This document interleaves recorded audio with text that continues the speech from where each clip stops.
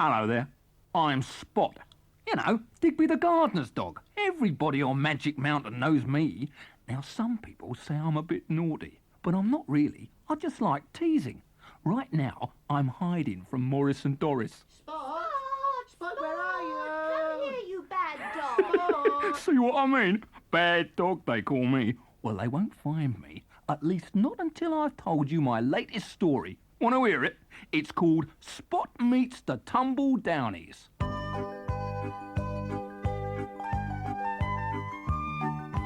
One day, I was at the very far end of the magic garden looking for my friend Margot the Mouse. Suddenly, I heard Digby's robot motor.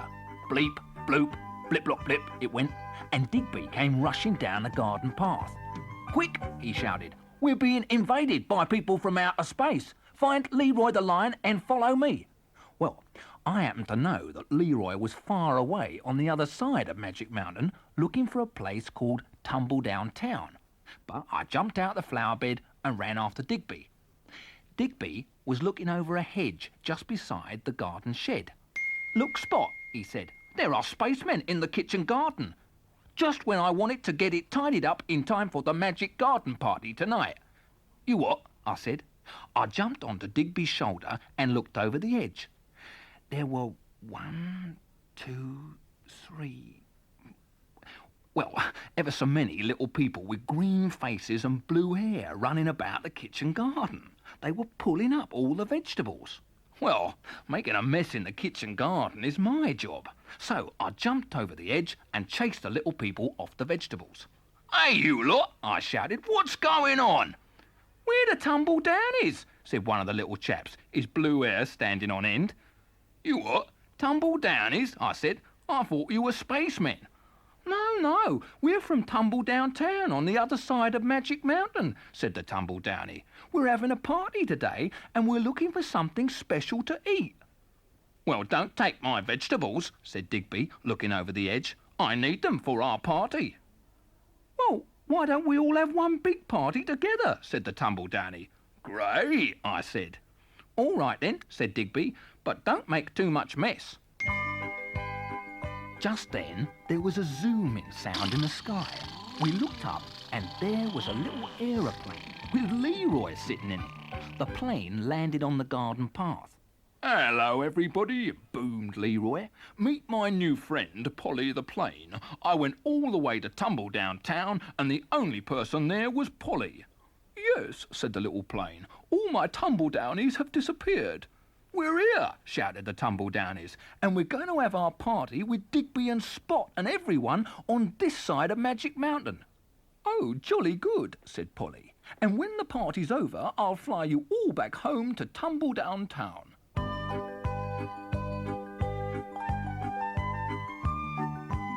So, we all set to work to get the magic garden ready in time for the magic garden party. And for once, even I was tidy.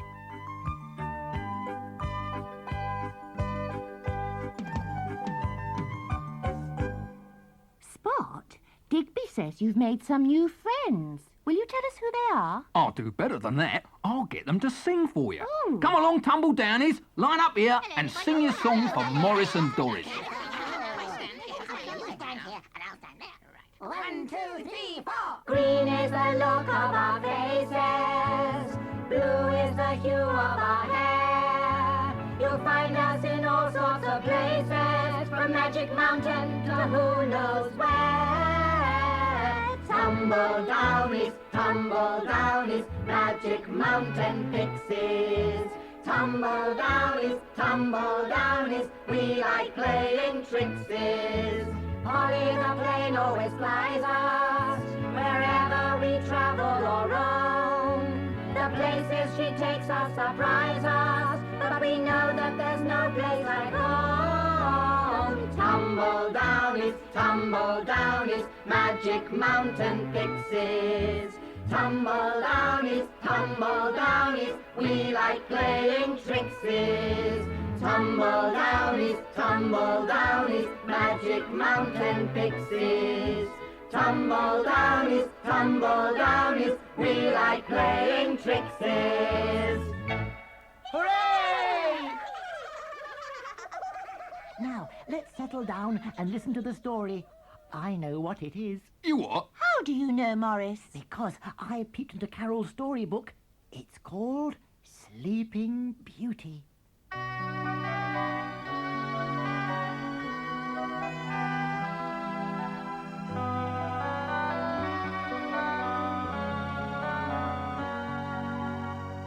Once, long ago, there lived a king and queen who had a baby daughter.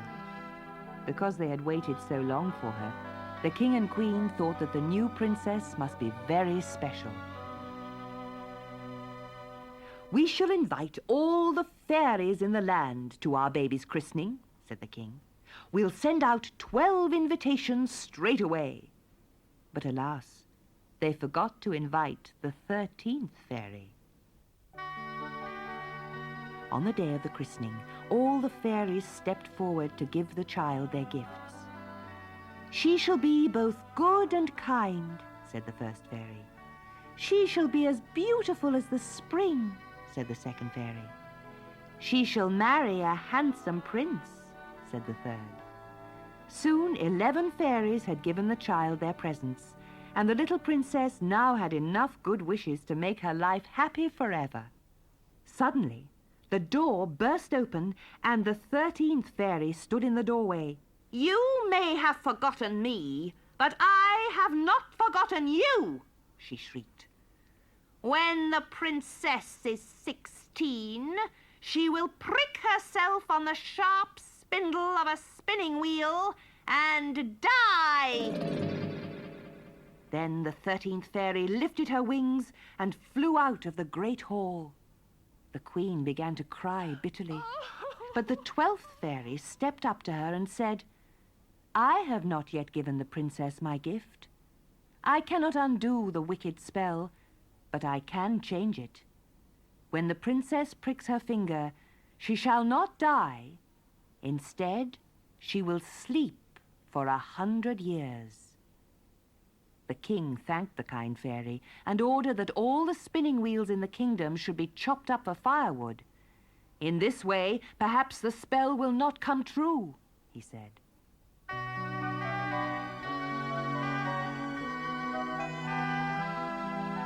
16 years passed. The princess grew into a beautiful girl whom everyone loved, just as the fairies had said. One day, she decided to explore a high tower in a corner of the palace that she had never been to before. She climbed a winding staircase to a room where she found an old woman sitting at a spinning wheel. "Hello," said the friendly princess. "What are you doing?" Of course, she had never seen anyone spin before. "Why, spinning at my wheel. Come and try it yourself, my dear," said the old woman. But as the princess took hold of the spindle, she pricked her finger and fell down in a deep, deep sleep. "That will teach people to forget me," cackled the old woman, who was really the wicked fairy. The spell had come true.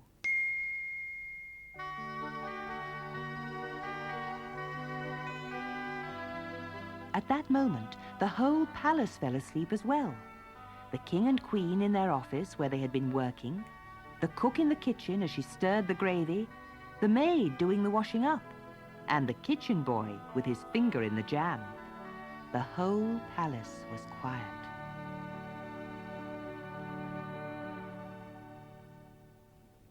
A great many years passed, and a tall bramble hedge grew up around the palace so that only the tower where the princess slept could be seen.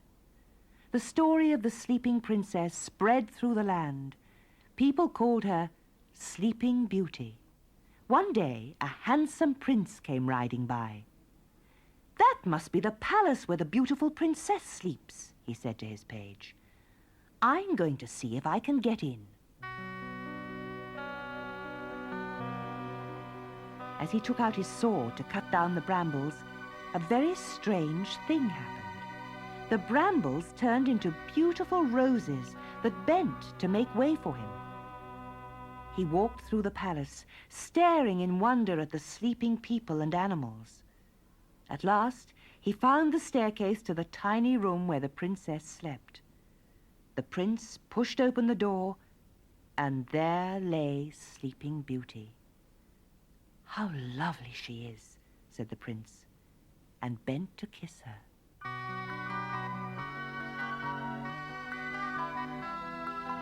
At that very moment, all the years the princess had slept passed as if they were minutes. The princess opened her eyes. "Who are you? What has happened?" she asked. As the prince explained what had happened, the whole palace began to wake. "Oh, bless my soul, my dear," said the king to the queen. "I believe I dropped off for 40 winks. I think I've had a little snooze, too," said the queen. "Oh, just look at all these cobwebs." In the kitchen, the cook finished making the gravy, the kitchen boy sucked the jam from his finger, and the maid carried on with the washing up. Soon the whole palace had come to life. The prince and princess went downstairs to see the king and queen. "We should like to be married, father," said the princess. The king was delighted, and soon everyone was bustling about preparing a great banquet, as if only 100 seconds had passed instead of 100 years.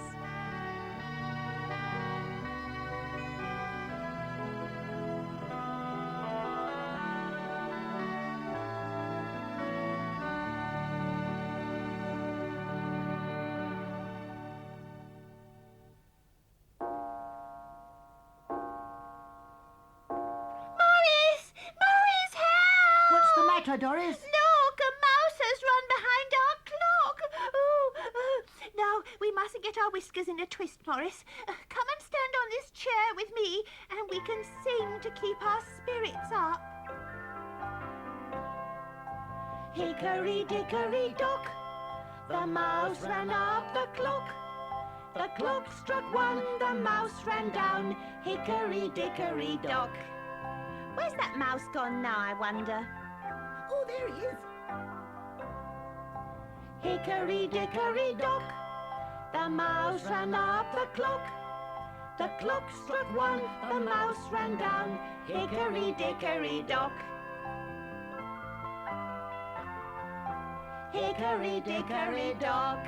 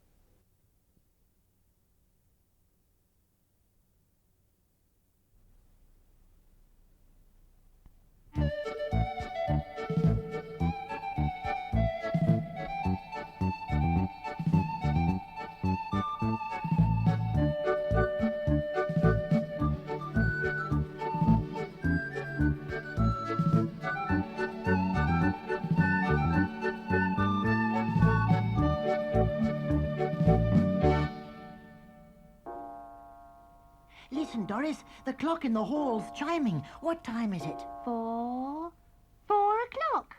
Oh, doesn't our clock sound lovely, Morris? Just like the bells. What bells? The church bells in the song. What song? Oh, don't be so dim, Morris. Oranges and lemons, of course. Oranges and lemons aren't bells. No, but they sound like bells. Sing the song and you'll see.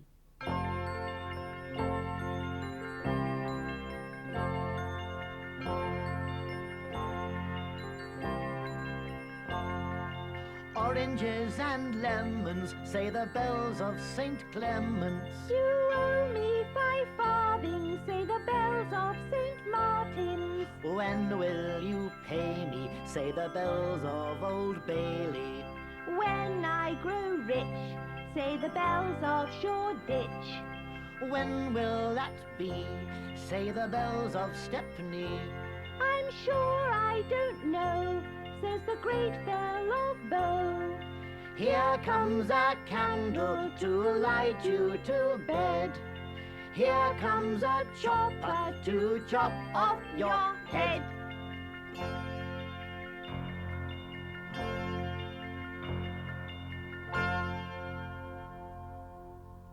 Oh, Morris, that great big mouse has come back again. Mice aren't anything to be afraid of. Well, you were frightened last time. Me? Frightened of a mouse? Never. Yes, you were. No, I wasn't. Hey, you two! If you got a clock with a cuckoo, he'd tell you when the mice were coming. Oh, look, it's Stephen. I know a story about a cuckoo who lived in a clock. Well, you better tell it quickly before Doris faints. It's called the Spring Cuckoo. On the wall of an old house hung a cuckoo clock. Tick-tock, tick-tock went the clock. And every hour a tiny wooden door flew open and out popped a wooden bird. Cuckoo, said the little bird at 1 o'clock, and cuckoo, cuckoo, said the little bird at 2 o'clock. There were carved trees and birds and squirrels on the clock, but the little cuckoo had never seen real trees and birds and squirrels. Most of his life was spent in a dark hole behind the clock, fastened to a piece of wire. One winter, a spotted beetle crawled into the hole behind the clock. "May I stay here and sleep a little?" asked the beetle. "I will try not to disturb you. In the spring I will fly away again." "What is spring?" asked the cuckoo. "Spring," said the spotted beetle, "is bright blue sky and puffy white clouds and warm winds. It is yellow primroses and the song of the blackbird. It is a dizzy, busy, up and away time." And she went to sleep and snored. Throughout the winter months, when snow was high outside the window of the house, the cuckoo dreamed of spring. Each time he came through the door of the clock, he could just see a patch of sky through the window.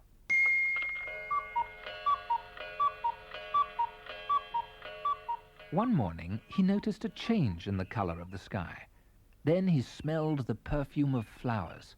At last he heard a sound like the rippling of water over pebbles. "That is the song of the blackbird," yawned the spotted beetle, stretching her legs.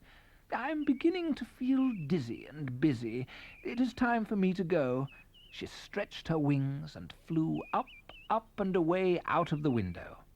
The cuckoo, too, felt dizzy and busy. He, too, stretched his wooden wings. And when the door of the clock opened for his 8th cuckoo, he sprang with a ringing noise right off the wire.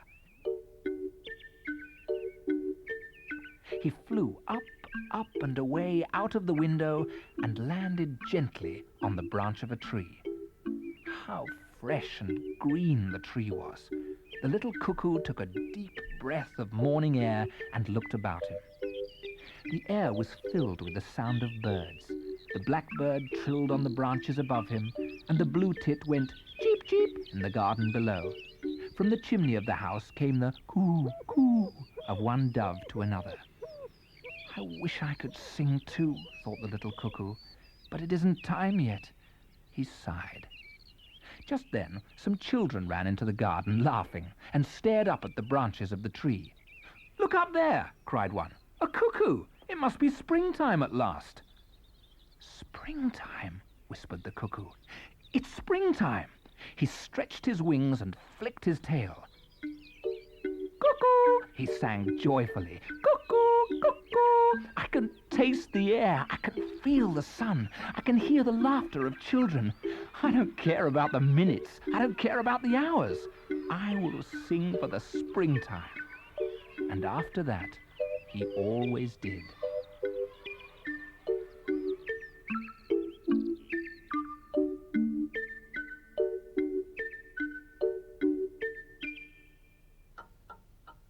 Doris, why is our clock ticking so loudly? It's telling us it's rhyme time. Rhyme time! Hooray!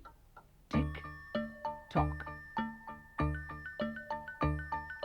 Tick, tock, tick, tock. Make yourself into a clock. Find your left arm, find your right. Tell the time, both day and night.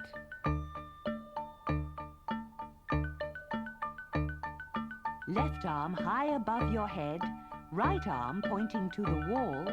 Tick-tock, 9 o'clock, time for breakfast, one and all.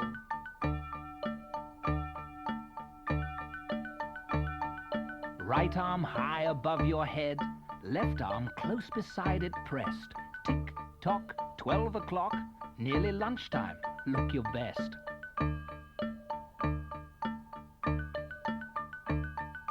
Keep your right arm where it is. Move your left just halfway down. Tick-tock, 3 o'clock.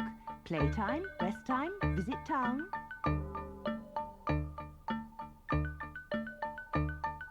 One arm down towards your shoes, one arm up towards the sky. Tick, tock, 6 o'clock, tea or supper time comes by.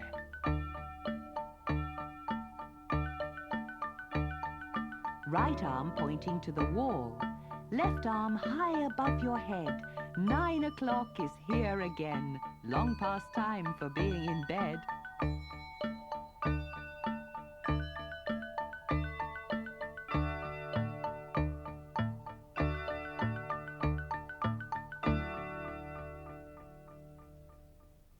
Tick-tock, tick-tock, look at me, I'm a cuckoo clock. You're cuckoo, all right, Morris. Hello, Spot. What's the matter? Well, I'm shy. Ah, well, whisper then. What? Nobody takes any notice of dogs on Magic Mountain. Of course they do, Spot. Listen to Nigel's story. It's all about a dog, isn't it, Nigel? Yes, it's called The Dog That Rattled.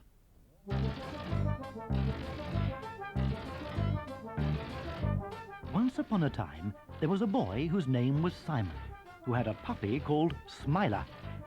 When Simon first saw Smiler, he was very happy and gave him a hug. But when he picked up Smiler, Smiler rattled inside. So Simon shook him, and he rattled again. He put him on the floor, and Smiler jumped up, barking. And every time he barked, he rattled. Simon's mother heard him and came in, and she couldn't understand it. She picked Smiler up, and again Smiler rattled. He didn't seem to mind much and kept wagging his tail. "Still, it can't be right," said Simon. "Can it, Mummy?" "No," she said. "Let's take him to the vet."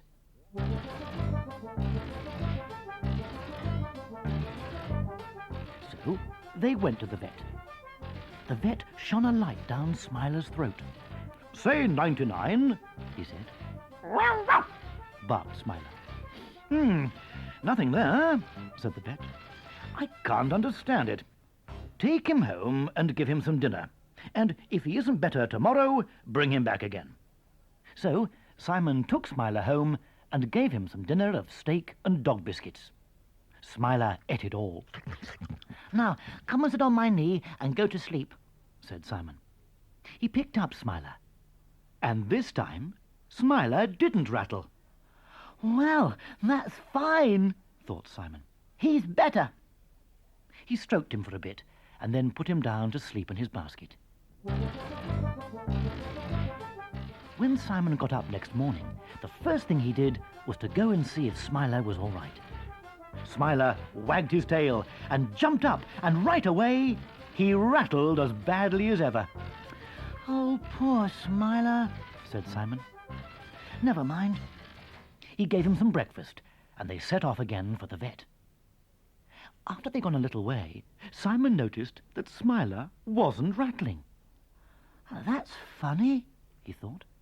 "He rattled before breakfast. Well, it's no good going to the vet if he's better." So he went on the common, and they had a lovely time playing until they were both tired and set off home. On the way home, Smiler started to rattle again, and got worse and worse, until he was rattling so loudly that all the people and the cats and the dogs and the birds were following to see what was making such a noise. Well, they got home, and Simon gave Smiler his dinner. After dinner, Smiler jumped up on Simon's knee, and he didn't rattle any more. He didn't rattle all the afternoon. So that was it. He just rattled when he was hungry. He couldn't help it. He was that sort of dog.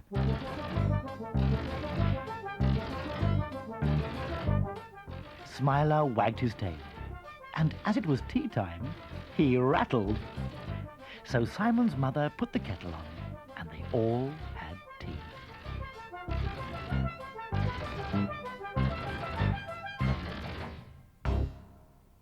Doris, can I have a cup of tea? Certainly not. It's time for bed. But it can't be. It is, you know, Morris. Bedtime. Well, if Stephen says it's bedtime, then it must be. If Stephen says it's bedtime, then it must Oh, be. don't be cheeky, Morris.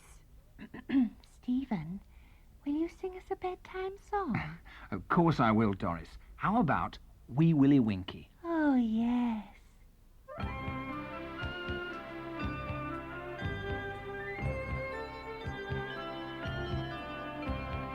Wee Willie Winkie runs through the town, upstairs and downstairs in his nightgown, rapping at the windows, crying through the lock. Are the children safe in bed? It's past 8 o'clock. Wee Willie Winkie runs through the town, upstairs and downstairs in his nightgown, rapping at the windows, crying through the lock. Are the children safe in bed? It's past 8 o'clock. Are the children safe in bed? It's past 8 o'clock. Goodbye, everybody. Goodbye. Be back Be back soon.